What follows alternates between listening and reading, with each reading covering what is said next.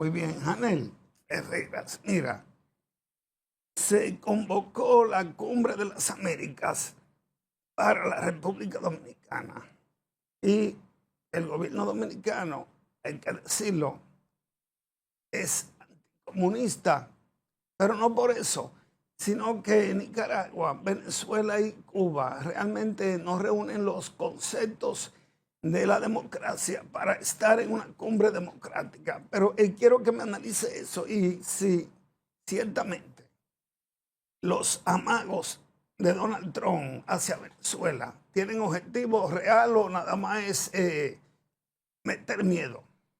Bueno, son dos preguntas en una, Marino, muy interesantes ambas, pero voy a empezar con lo último respecto a las tendencias del Caribe. Ese bloque de embarcaciones que Estados Unidos ha desplegado en el Caribe es la flotilla naval militar más poderosa en la historia del Caribe desde la llegada de Colón. En el Caribe nunca se había desplazado una flotilla tan poderosa como esa, ni siquiera la del desembarco de 1989 en Panamá. Estamos hablando que Estados Unidos ha desplegado a un submarino a propulsión nuclear, no de armas nucleares, llamado Newport News. Ha desplazado a un crucero llamado Lake Erie del Pacífico, que tiene la capacidad de derribar satélites con 120 misiles balísticos. Ha desplazado 3 destructores, el Dohan, el Granfund, y ha desplazado también 3 naves anfibias encabezadas por Iwo Jima.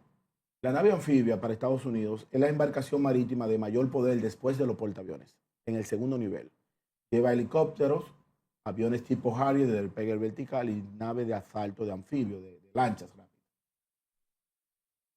¿Estados Unidos movió eso para hacer un bulto, para meter miedo? Yo no lo creo, porque hay que reconocer en principio la narrativa internacional. Estados Unidos no está hablando de elecciones, no está hablando de Edmundo González Urrutia, no está hablando de María Corina Machado, ni para mí los dos charlatanes llamados Guaidó y Capriles, que son 2 charlatanes. Estados Unidos está hablando del cártel de los soles, en referencia al uniforme militar de Venezuela que del año 1990 coloca soles en la chaveta del uniforme militar. ¿Estamos nosotros de acuerdo con un desembarco? Ninguna persona que tenga características democráticas la va a apoyar. Ahora bien, en aspectos democráticos. Pero Estados Unidos está hablando del cártel de los soles. En Venezuela, Nicolás Maduro, Edmundo González Urrutia, María Corina Machado, Padrino López, han convertido desde la oposición y desde el gobierno a Venezuela en un tollo de nación. Me refiero a un tollo de nación donde hay que hacer una fila de 3 días para echar gasolina. Donde el salario de un pensionado con maestría y doctorado, Marino, es de 60 centavos de dólares al mes. O sea, 33 pesos dominicanos. Lo que cuesta un café que ustedes dos se toman esta noche es el salario de 3 meses de una persona en Venezuela. 100 pesos dominicanos. Entonces, Venezuela tiene una tragedia y yo pienso que los dominicanos que tenemos una vinculación muy directa con Venezuela no podemos hacer silencio.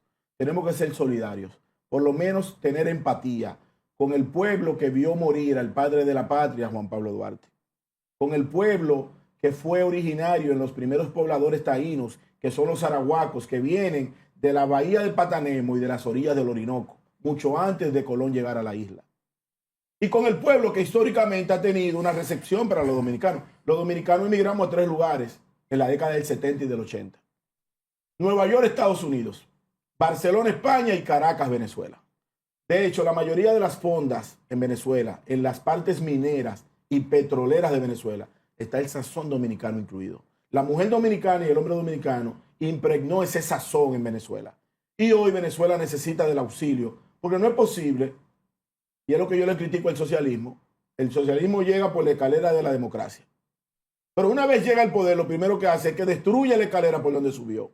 Por eso tenemos que en Cuba, después del asalto del cuartel Moncada, ¿cuántas personas han dirigido Cuba? En más de medio siglo. Fidel Castro, Raúl Castro y el yerno Díaz-Canel. 3 personas. Pero cuando tú vas a Nicaragua, el comandante Ortega es el único que puede dirigir el país. Y ahora ha modificado la constitución, colocando a su mujer de vice y a su hijo en una plataforma sucesoral. Eso no se veía desde la época medieval. Pero cuando vemos a Venezuela en un cuarto de siglo, 2 personas. Yo le planteaba a mis amigos del Partido Socialista Unido de Venezuela que no había problema con que ellos continuaran su lucha, pero que gestaran un movimiento democrático a lo interno del partido. Si el Partido Socialista de Chávez hubiera presentado a Rafael Lacaba, por ejemplo, que es el gobernador de Carabobo, que es un socialdemócrata, un socialista, pero con conceptos de capital. Por eso Carabobo tiene el principal festival del Caribe, que es llamado DracuFest. Tiene las principales canchas de tenis, porque el tipo tiene una visión de comercio. Es lo mismo que Deng Xiaoping en China. Yo creo en sistema comunista para gobierno, pero yo tengo un comercio capitalista para los ciudadanos. Pero es inevitable, escuchen bien, que la llegada de Maduro, su final, ha llegado a su fin en esta maniobra de Trump. Yo no sé si los drones MQ-9 que están en Puerto Rico, que fueron los mismos drones que utilizó Estados Unidos para darle de baja a aquel general iraní llamado Soleimani, ¿recuerdan? De esos drones hay 6 en Puerto Rico. Hay alrededor de 10 aviones F-35 y yo no creo que sea solamente para hacer un bulto. Lo que yo sí creo es que la conversación que hubo en Alaska entre Trump y Putin no solamente se habló de Ucrania. Y por eso ese juego donde Trump ahora dice que Ucrania puede ganar la guerra. Parece que hay un elemento en la negociación que todavía no ha encajado en las maniobras ocultas del poder.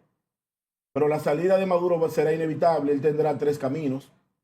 Lo más inteligente sería un exilio que le garantice su vida y los recursos económicos. Un exilio hacia Nicaragua. En México no podría ser posible ni en Brasil, porque en México y Brasil la vida de Nicolás Maduro corre peligro. Se lo roban. Turquía sería una opción. Corea del Norte tiene muchas restricciones y Rusia no es viable. Entonces, la otra opción sería una operación militar catastrófica, esperando entonces un movimiento interno en Venezuela.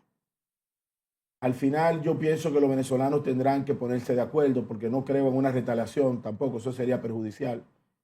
Si la democracia de transición viene con Edmundo González Urrutia, él tendrá que ser un presidente de tránsito. Pero Venezuela no puede venir con una venganza de 25 años, porque ya hay una generación completa que nació conociendo de ese sistema. Y esas misiones, misión dame lo mío, misión yo estoy preñada y hay que darme los cuartos, misión dame la gasolina, todas esas misiones han entrado en un espacio de cultura del pueblo venezolano. Que le den. Que le den y que lo subsidien. Yo estoy muy contrario al subsidio social. El país que exhibe el subsidio social como un elemento de ganancia, lo que está haciendo es manipulando a los pueblos. El pueblo debería tener menor subsidio social amparado en la producción personal del hombre. O sea, que tú no necesites de mí para vivir. Mientras tú dependas de mí para vivir, yo soy el dueño de tu libertad. Anel, ¿y hasta qué punto la oposición, tú entiendes que la oposición venezolana podrá, una vez la salida de Maduro, conformar realmente el Estado venezolano? No, y que hay una situación. Yo tuve una semana antes de las elecciones en Venezuela en el 2024. Y Edmundo González Urrutia ganó las elecciones, abiertamente. Claro. Ustedes lo pueden decir como que estuvieron allá. Ahora, ¿Edmundo González Urrutia es el líder de Venezuela? No. Fue la salida que le permitió el régimen, porque Edmundo González Urrutia es el sustituto de la sustituta. El pueblo selecciona a María Corina Machado. No le permiten inscribirse. Ella selecciona a una señora llamada Corina Lloris. Sí. No le permiten inscribirse.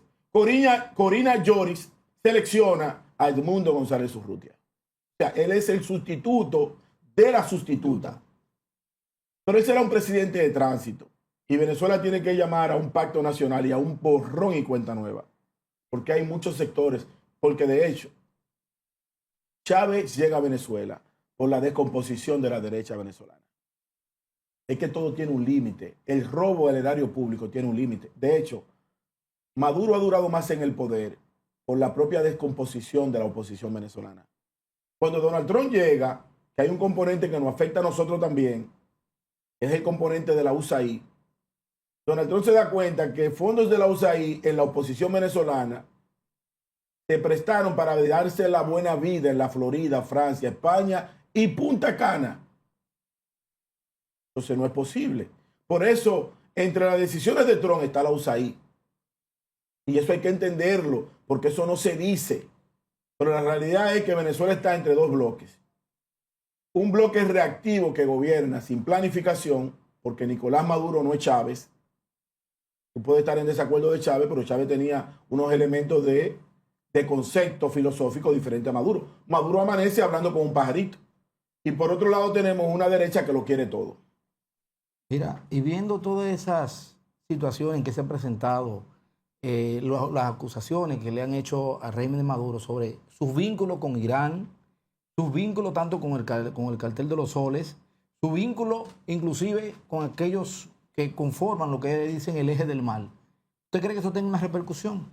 Sí la tendrá, porque estaba hablando de un componente que tiene que ver por conceptos de guerra, por una acusación. No es Donald Trump, es el departamento, el Distrito Sur de Estados Unidos que tiene una acusación a Nicolás Maduro. O sea, no es un asunto democrático, estoy hablando de componentes bélicos. Por eso se ha cuidado mucho Estados Unidos de decir, los ataques que hacemos es en la alta mar, partiendo de la división de los mares, en ese componente democrático del mar territorial, la zona contigua, la zona económica exclusiva y la alta mar.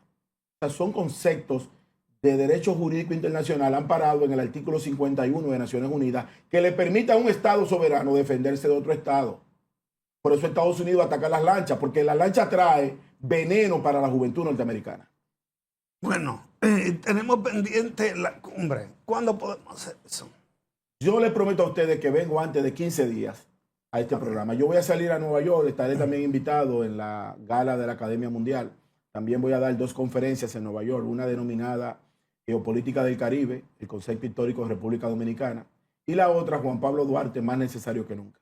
Muy bien, pendiente es Janel la cumbre, ¿verdad? Vamos a hacer la cumbre por aquí. Muy bien, gracias por venir. Siempre.